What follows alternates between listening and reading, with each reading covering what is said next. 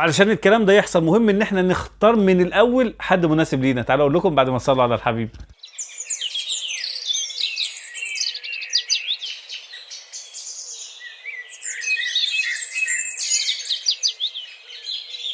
السلام عليكم ورحمة الله وبركاته. زوجتك ممكن تكون ما بتعرفش تطبخ كويس، لكن بتعرف تهتم بالأولاد وبتعرف تزرع فيهم القيم وبتعرف تتابع مذاكرتهم كويس.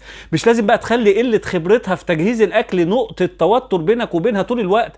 حاول تشوف بدايل لموضوع الأكل واستمتع بشطارتها في تربية ورعاية الأولاد. زوجتك ممكن يكون ما عندهاش خبرة في إدارة مصاريف البيت، لكن في نفس الوقت مش بتضغط عليك في المصاريف وبتصبر صبرا جميلا وقت الأزمات. معلش ركز معاها في إدارة المصاريف واستمتع بكونها راضيه وصبوره. جوزك ممكن يكون مش بيساعدك في شغل البيت بشكل فعال، نتيجه طبيعيه لنشأته كده، لكن لما بيلاقيكي تعبانه او مضغوطه بيحاول يخفف عنك بشكل غير مباشر وبيجيب اكل من بره وبيتغافل عن شويه الكركبه اللي بتحصل. مش لازم تصممي على شكل معين في مساعدتك وتتخانقي معاه عليها.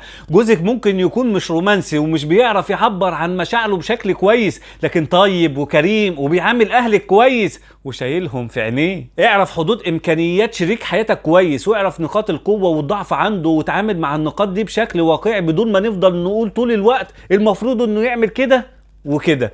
كلامي مش معناه ان احنا نكبت احتياجاتنا، ولا معناه ان احنا نبرر لنفسنا اهمالنا للطرف التاني وما نحاولش نرضيه، لكن التركيز الدائم على الحاجات الناقصه بدون ما نشوف الحاجات الكويسه والبحث عن المثاليه واننا نفضل طول الوقت نطالب الطرف التاني بحاجات اكبر من امكانياته الفرديه، ده بيزود السخط جوانا وبيخلينا نفقد المرونه في التعامل مع الجوانب اللي فيها قصور، لاننا بنستنزف طاقتنا طول الوقت في الدوران في دايره المفروض. عشان الكلام ده يحصل مهم ان احنا نختار من الاول حد مناسب لينا، متقبلين عيوبه وشايفين مميزاته، علشان ما يكونش في فرق كبير ما بين الواقع والمتوقع، لان الفرق ده بيخلينا متأزمين طول الوقت.